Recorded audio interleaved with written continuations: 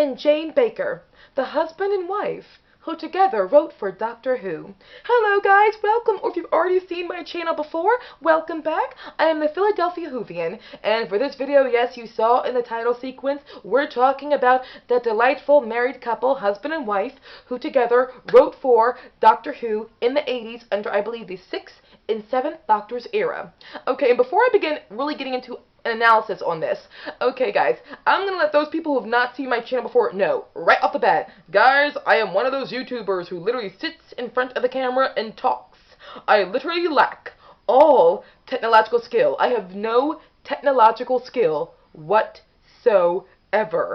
I am sorry, so you'll see no pictures popping up or no random cuts and edits of, the Doctor Who episodes. Nope, just me sitting talking. And I hope you guys can weather that. So those who've seen my channel before, though, know this is not my usual color. This week I'm trying out a different color for my videos to see if anybody might possibly enjoy it. Alright? This is my last time doing one if you guys don't like it, though. So let me know in the comment section if you're okay with this color, because I really like this color. I like using it. Seems really unique. Okay, guys. So without further ado, we're going to talk about Pip and Jane Baker, the married couple who wrote for Doctor Who. And Pip is short for the name Philip. So his name is Philip Baker. So it's Philip Baker and Jane Baker, Pip and Jane. Okay, so they're a married couple who wrote 4 Doctor Who stories. And they're best known for creating the character of the Rani. The Rani is literally a female, version of the Master. She is a nemesis to the Doctor. For those who have not seen the Rani ever, which makes sense if you haven't, due to the fact that somehow in New Who, they're all about taking established male characters and making them female, but they don't believe in bringing back the female characters who already were the same level as the male equivalents in the show. Literally. It's like, okay, let's not bring back Romana and give her her own show because she literally was a female version of the Doctor. Let's not bring back the Rani and make her a primary villain in the show. No, let's just take the Master and make it a woman. This all makes sense to people for some reason. Let's not take the women who were already women to begin with. Let's just take the men and make them into women. Yay, progressivism. Thank you, PC people and SJWs. Your hypocrisy is astounding. Alright, so, again, yes, Pip and Jane are the ones who are best known for creating the character of the Rani. And the Rani literally is a female Time Lord, a Time Lady, if you will, who knows the Doctor from her time on Gallifrey, of course, and they naturally, even before they first meet each other, they already have a disdain for each other. But yes, the Rani, she's literally a female equivalent to the Master, where she has her own ambitions, her own dreams, and literally Gallifrey does not have a friendly memory or friendly feelings for the Rani. She literally is a, nemesis to the Doctor, and even the Master, they have loose alliances. She doesn't even like the Master half the time. So yeah, she's a force to be reckoned with in a very scientific mind. Very great character that Pip and Jane created that New Who does not seem to embrace for reasons I don't understand. Alright, so the Rani was played by Kate O'Mara, and she's a very talented actress. And so yes, again, they wrote for the 6th and 7th Doctor. They also collaborated on the Target novelizations for their stories. So their stories have been novelized. But here's the wonderful thing about it. Jane Baker, she became one of the 4 women to be credited with writing. Credited? That's a hard word for me to say. Jane Baker became one of the 4 women who was credited for writing or co-writing the Doctor Who novelizations. So yes, Jane Baker, she was very revolutionary in her own way. And there's a rumor that they wrote another story for Colin Baker's Doctor that was supposed to happen in his 3rd season, but it was the 3rd season that didn't happen, that went on hiatus, where Doctor Who went on hiatus. But this is a rumor only. There is almost no evidence verifying that they did write a story for the 6th Doctor's 3rd season.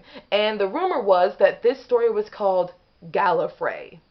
But again, there's no real evidence saying that this happened, so we don't know. Jane Baker herself died in 2014, and she survived by Pip, or Philip. So yes, these are a couple who had overall an enjoyable time writing for the show as husband and wife. And something that Jane Baker said when she was talking about her time writing for Doctor Who is she said, oftentimes when you're a writer writing for Doctor Who, not for Doctor Who, sorry, when you're a writer, a screenwriter, writing for shows, the production staff does not always want you, the writer, to be there or to be essential or integral to the process. But Doctor Who did. She and Philip, or Pip, were there literally all throughout the writing process, all throughout the production times of the episodes, and they wanted them to be there. So she felt very welcome being a Doctor Who writer on the set of Doctor Who in the 80s. So she has good memories, and so does Philip have good memories of writing for Doctor Who. Heck, if they had bad memories, they would not have written for the show 4 times. Okay, and now ranking the 4 stories that they wrote for the show. Alright, number 4 is The Ultimate Foe. Okay, The Ultimate Foe was the very last official episode of the Sixth Doctor's era, as well as it was the finale to the trial of a Time Lord. The trial of a Time Lord was seeing the Doctor, the Sixth Doctor, go on trial for his crimes, where he's persecuted by someone called the Valeyard, who we find out is the dark sides of the Doctor's nature. Another good villain that could be brought back, but it's just not. Oh well, what can you do? Either way, so now here's the problem. The first part of this 2-parter was actually written by Robert Holmes, but Robert died while he was writing it. Yes, Robert Holmes, the writer who wrote for Doctor Who till the very end of his life. So Pip and Jane had to come in and finish a story that someone else created. So they didn't get full artistic range on this. They had to continue something that had begun somewhere else. This is okay, The Ultimate Foe, Part 2, this is just extreme and mental and mad, to say the least. But I have to admire the ambition and the creativity of their minds that they went there with this story. Because you could argue it's terrible. I argue that it's really creative, it's just out there, it's bonkers, and I have to give it credit for the ideas and the concepts for what they were going with this. Next we have up is number 3. From the 7th Doctor's very first season, very first episode, Time and the Rani. This is a much maligned story, but there are things about Time and the Rani overall I do enjoy. 1, I like seeing the Rani again. 2, the pacing is excellent. The pacing does keep going. It's very good. Well, at the same time, still being slow enough for the audience to retain everything that's going on. I know it has bad elements to it. I understand why people don't like it, but there is something about the concepts and ideas of it that overall I very, very, very much enjoy. So also, we have up as number 2. From the 6th Doctor's first season, this is a very underrated story in my opinion. The very first time we see the Rani in Mark of the Rani. It visually looks good. It's a very good looking story. Very well written story. Sorry, scratching my head. Very well written story, and again introducing the character of the Rani, a scientific genius who is also a mad woman and complete megalomaniac from Gallifrey, and she teams up with the Master, so it's both of them together teaming up to fight the Doctor. And it's a very good chemistry she has with both the Doctor and the Master. But the Rani, very, very good villain, very well written episode, looks great, feels great. Again, I said it's underrated. And number 1, probably it's a scandalous opinion for it to be my number 1, but for me, it's the only good, officially, fully, 100%, for me, very good story of Colin Baker's last season, The Trial of a Time Lord. Terror of the Vervoids. Yes, Pip and Jane wrote Terror of the Vervoids. This is my favorite part of the Trial of a Time Lord sequence.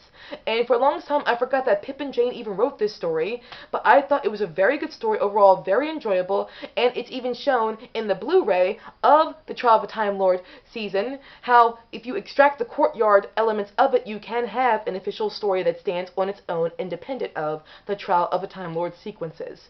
Either way, I think Pip and Jane did a very good job while writing this story, and I think they deserve to be remembered more.